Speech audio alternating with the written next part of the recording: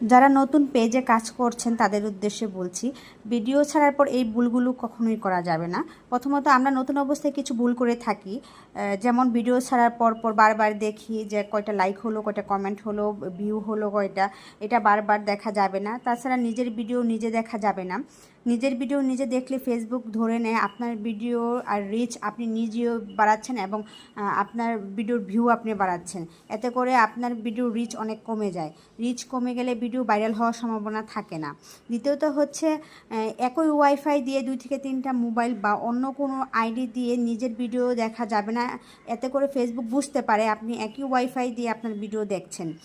যদি আপনাকে দেখতেই হয় তবে আপনি অন্য কোনো মোবাইল, অন্য কোনো ডিভাইস বা অন্য ওয়াইফাই কানেক্ট থাকা কোনো মোবাইল দিয়ে আপনার ভিডিও দেখতে পারেন, এতে কোনো সমস্যা হবে না।